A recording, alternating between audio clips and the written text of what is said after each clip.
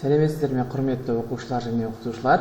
Енді бүгінгі біз екінші сабағымызды бастайық. Бізде бұл практикалық сабақ, алдыңғы жолы айттық. Біз негізгі құралдармен танысқан болатынбыз. Енді біз осы жолы практикалық жұмыс жасап көрейік. Ең бірінші бізге кез келген бір модель құру үшін бізге ең алдымен деректер қажет. Қандай да бір деректер қажет. Ол үшін біз Orange терезесінің осы сол жағындағы дата бөліміне өтіп, файл деген функцияны әкеліп, өзімізге керекті деректі осы жерден енгізіп аламыз. Мына жерде алдыңғы енгізілгендер тұр екен. Біз енгізу үшін бұл жерге екі форматта CSV немесе Excel форматындағы документтерді қабылдайды. Мысалы, мен дайындап қойған мұнда оқушылардың бағасы деген тапсырма бар.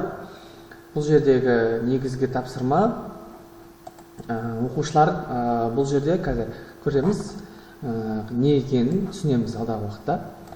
Біз одан кейін екінші осы деректерді біз кесте түрінде қарап шығу үшін осы data table, яғни data table бөлімін қосып, функциясын қосып, деректердің қандай екенін көре аламыз. Осылай бір-біріне жалғаймыз. Мұнда оқушының аты жөні, Алия, Нұрсұлтан, Айсұлу, Диас, Мадина, Ерзат, Зери, Алихан. Жастары, олардың жыныстары, одан кейін бағалары, одан кейін жинаған балдары, одан кейін өтті немесе өтпеді. Yes, no, passed. Осындай бізге қысқаша енді дайын мағлұматтар бар делік қолымызда. Енді үшінші бізде қадам, ары қарай не істеу керек? Осымен ары қарай біз бұл талдауларға бағандар қажет болады. Яғни біз сортировка жасап аламыз. Ол үшін біз select columns, яғни transform бөліміне өтіп select columns функциясын қосамыз. Одан кейін data table мен қостық, екеуін data table мен файлды қостық. Одан кейін файл мен select columns жалғаймыз бір-біріне. Сөйтіп, бұны екі рет басып, біз не істейміз ары қарай? Өзімізге керекті нақты мәліметтерді жайғастырып аламыз. Мысалы, гендер басында осылай тұру мүмкін. Жасы, таргетте тұру мүмкін, мысалы үшін. Мысалы, мұнда тұру мүмкін. Осылай тұру мүмкін басында. Бұл жерде біз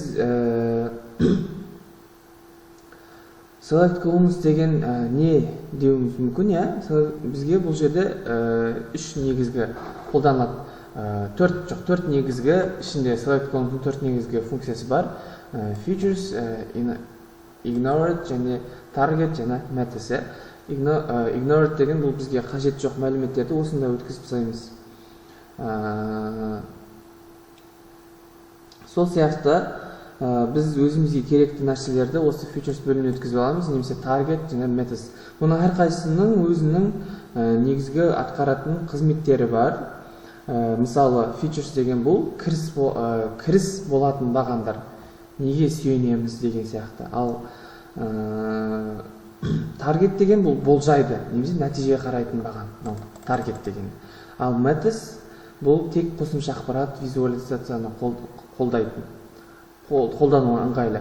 Сол үшін біз passed дегенді біз визуализация үшін алып алайық өзімізге. Passed, яғни өтті ма өтпеді дегенді мысалы түспен шығарып тұрсын. Бізге жас керек емес, бізге нақты керек бұл жерде featuresке house studies және де final grade керек, gender алып тесілайық. Gender. Енді ары қарай біз не істейміз? Ары қарай енді осы нәтижесін көруіміз керек қой біз. Ол үшін график түрінде, мысалы, визуализация бөліміне өтіп, график түрінде көрейік, мысалы үшін. Ол үшін біз давайте scatter plotты алайық. Scatter plotты алғаннан кейін, мұны біз select columns жалғаймыз бір-біріне. Сөйтіп, біз бұл жерде кіргеннен кейін, уже мына жерде нәтижесі шығып тұр, міне. болжапты уже. Yes өтті қызыл түспен, no өтпеді. X өсіне her studies, ал Y өсіне final grade, color'ге пасет қойымыз. Осылай мына жерден біз керек нәрселерді қоссақ болады, сызықтарды былай ауыстырсақ болады. Былай регрессияның нәтижелері осында. Біз графикке қарап мынандай нәрсені байқаймыз, кім көп дайындалған, соның бағасы жоғары. Мысалы 4-5 сағат дайындалған оқушылардың бағасы 85-90 арасында, ал 1 сағат оқығандардың бағасы 50-ден төмен деген сияқты жасай аламыз. Бұл жерде енді әрбір нүкте бір оқушы, мынау бір оқушы деген сияқты. Ал горизонталь өссе бізде қанша сағат дайындалғаны, вертикалда алған бағасы вертикалды. Ал түсі ол оқушы өтті ме, өтпеді ме екен. No өтпеді, красный өтті деген сияқты.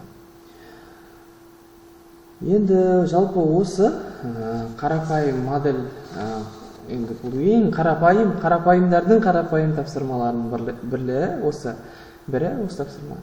Енді күрделі етіп түрлі болжамдар жасауға, модельдер құруға болады.